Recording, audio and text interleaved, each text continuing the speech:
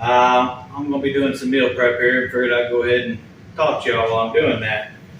I might be talking a little loud. I'll try to get it taken care of in the editing and stuff. First time I'm doing kind of like this. This is our new kitchen. So anybody that's been watching the channel for a little while knows that we've done a couple recipe videos and things like that before. We went ahead and have done pickled okra. I will go ahead and list it above, have a little link up there. And we've also done, it was canned chicken tacos as part of TJ Preps put out a kind of like little challenge for making meals out of canned goods. And I would like to get y'all's opinion on that. Would you like to see maybe more of something like that to where we do a lot of stuff with canned goods? We all put them back and put them on the shelf, but do you really kind of know what to do with them other than open the can and try to eat them that way? There's a lot of different things you can actually do. But we're going to be doing a lot of different things. I'm going to be trying to put recipes out there, meal prep ideas, anything maybe just to get y'all thinking a little bit. Something to kind of help out just a little more. We'll be doing canning videos. I've got the canner pretty well ready. I've got extra parts. I got to replace all the parts on the canner that I've got. It was given to us and it's seen some years, so I'd rather just replace everything again since we moved here and be done with it, so that way we know everything's really good. But we'll also be doing stuff like, pickling videos. Like I said, we did the pickled okra. Going to be making pickles here really soon, so keep that in mind if you haven't done that yet. That stuff can be done, with a water bath.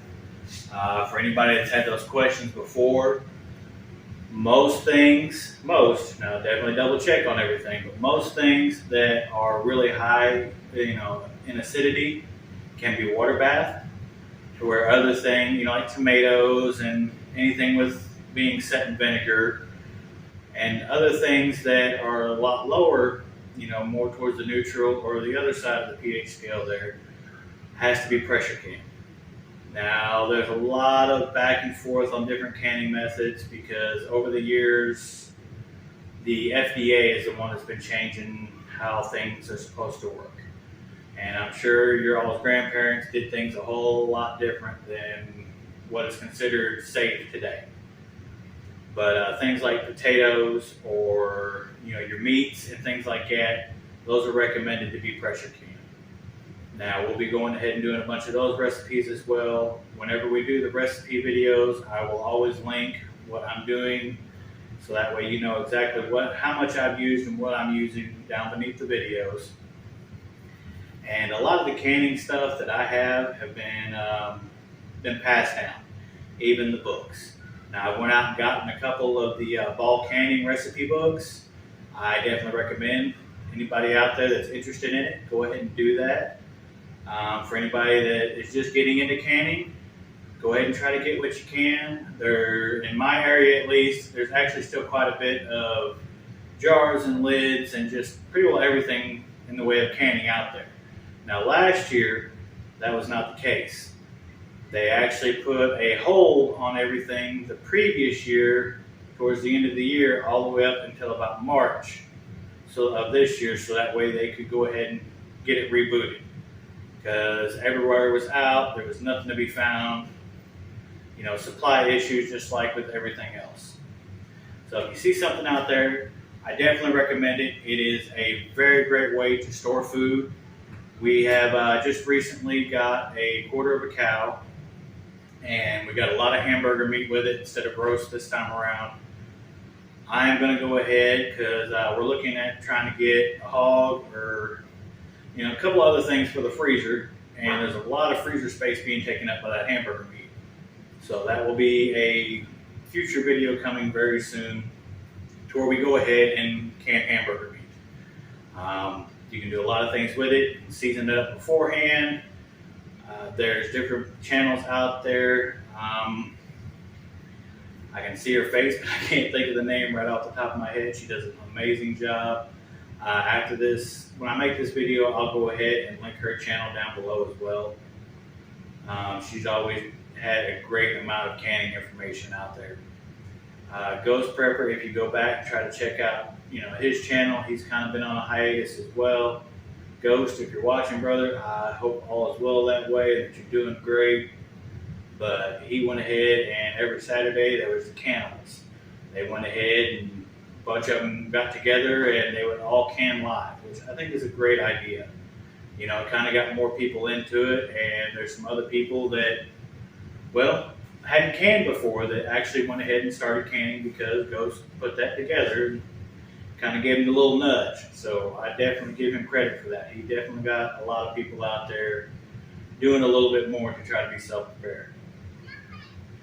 But I want to know what y'all think. Like I said, we are going to go ahead and do meal prep ideas. There is, I call it potato casserole. Some people call it a funeral casserole, hash brown casserole, whatever you want.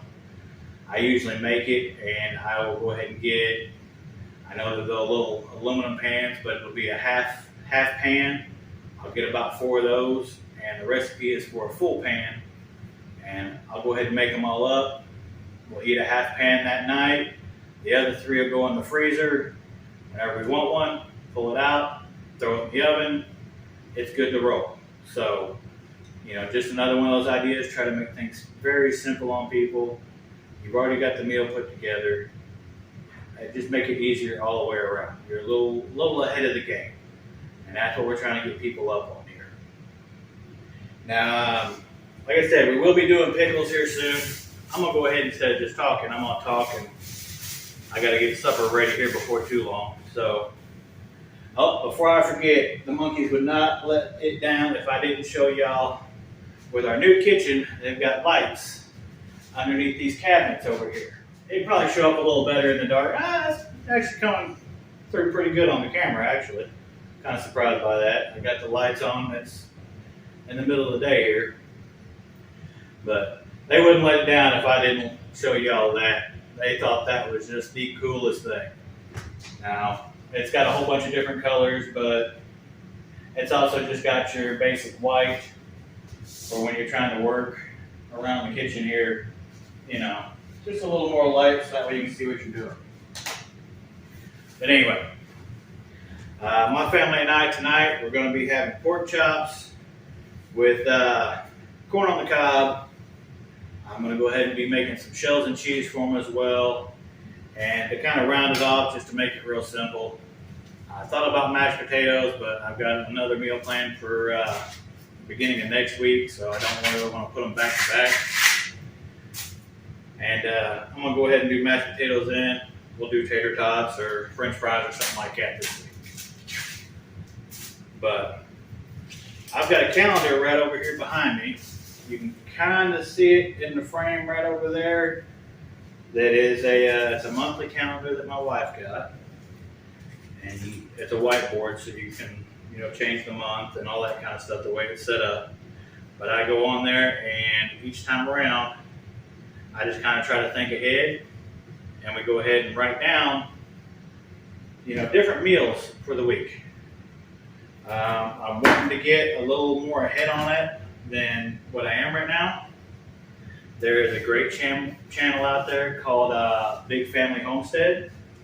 They go, and of course, Big Family, they go ahead and each month, they have already pretty well planned out everything for the entire month. So that way when they go shopping, they can get exactly what they need. They know every single ingredient that they need, what they plan on cooking. They can get all that stuff out and be done for the month on their, whenever they're out there buying groceries. Now, of course, you're always going to have your little odds and ends, but it's a whole lot easier to get them little odds and ends than, well, shoot. You know how some people are. They want to run to the store every single night. There's only maybe three nights worth of food or something like that in the refrigerator or on the shelf. And we're trying to get around that. We're trying to help people get, like I said, get a step ahead, do a little bit better at just being more prepared. So when it comes to meals, that's another good way to have everything that you need caught up for the month. Now, I myself am not there yet. Like I said, I kind of do it more on a week thing, but we're getting there. But just like with them, if we decide one day that we don't want something that we'd already originally planned, you just move it. You take it from one day, swap it out with something else, and then you still already have everything that you need on the shelf to make that meal, which is a huge benefit, once again, instead of running out and having to get something. Now, I don't know how close your local store is. Here we got somewhere we can get stuff still about 10, 15 minutes away. A little further than that if we want to hit a bigger store. But you kind of get the point, especially with gas prices going up. And as the video I put out already, things are, this fall are going to start, when they're really going to start hitting. Your food prices are going to go up because all the costs right now are going to have to be passed on to everybody else, just like with anything. But go ahead and be able to have everything that you need on hand. Whenever you think of a recipe that you want to try out, go ahead and make sure you have every single thing for that recipe. You know, not get halfway into it, oh shoot, I'm missing this. And that's the other thing though that I do want to touch on when it comes to recipes. Recipes are guidelines, okay? Once you try it, if you like it the way it is, keep it that way. If you think it'd be a little bit better with something else added to it, however your preference is, try that.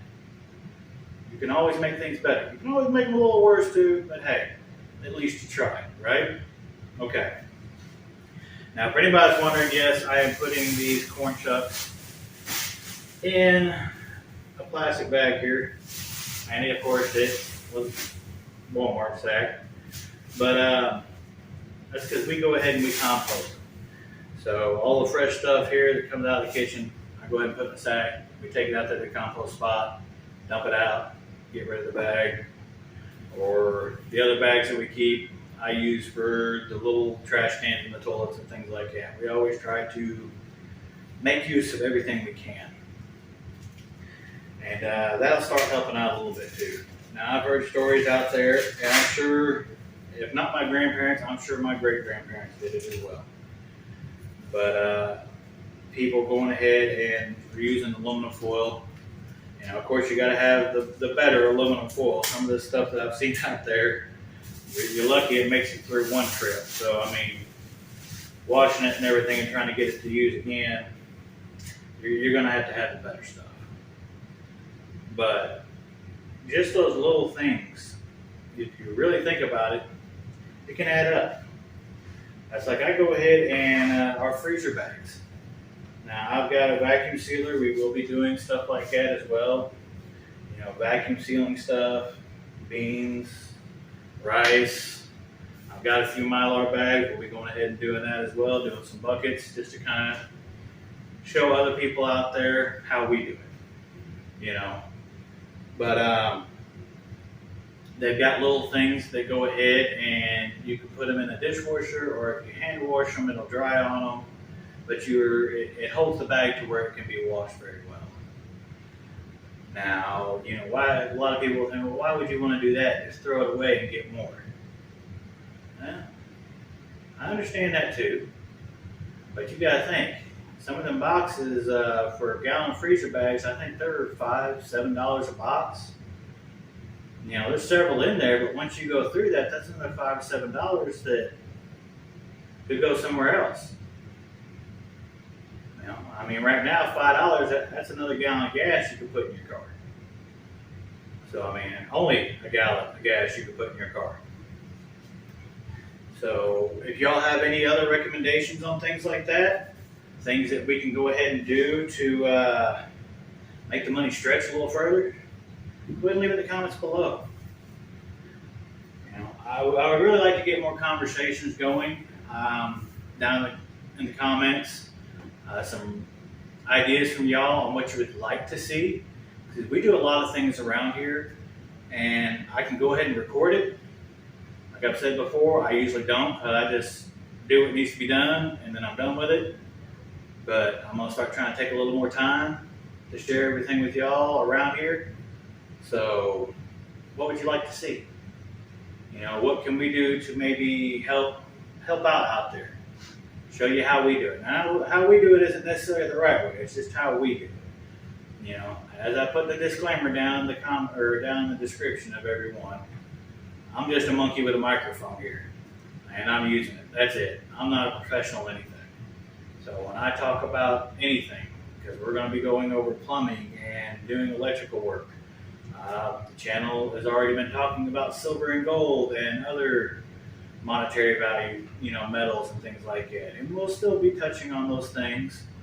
And, you know, I've got a few other things lined up that I would like to talk about, especially with fiat currency. There's a lot of people out there that think that the US dollar is never going to fall. And I'm sorry to tell you, there's been a lot of other world currencies that were top dog, you know, even after the US currency was out there. I mean, Britain's currency was top dog for the longest time. So there's many things that can happen. And we've got to get past this, some call it normalcy bias, some call it whatever. Well, we live in America. It can't happen here. And it won't happen here. Because it can. The way things are looking, it just might. And I'd much rather everyone out there not get hit when it does, because they believe that it wouldn't happen, that it couldn't happen. You know, we're America. It'll never happen here. I've heard that so many times. What makes us any different than anybody else around the world? You know, any other country and everything else. We're doing better, but the reason that we're doing better is because we used to do everything here in this country. Hasn't been for a long time, but that's because that's how we got to where we are now, and how we can have everything as easy as what we have today. Is because the people before us worked their asses off to make this country what it was. So, but anyway, stop getting on my rant here. But we're going to be doing more of this. Like I said, this is our new kitchen. I've got some in the fridge that are brining already, and I picked up some more cucumbers. Those are pickling cucumbers. Sis wanted spears this time around because we've still got, you know, our pickle chips over there, but doing them that time around, I guess I cooked them just a little too long, and we didn't brine them beforehand and stuff. And she says they're still great, but they're a little soft, you know, and she wants something with a little bit more of that snap to it. So we're going to do spears. That's why I've got them brining. Once again, when we do that, you know, when we do that video, I'll share that recipe with you as well. But if y'all like this content, if you want to see more of this, please go ahead and subscribe if you haven't. Hit that like button. Go ahead and ring the bell over there so that way you actually get notifications when we put something new out, you know, or supposed to anyway. Everybody knows how YouTube can be sometimes. But as always, folks, stay humble out there, and we'll catch you around. Thanks for watching.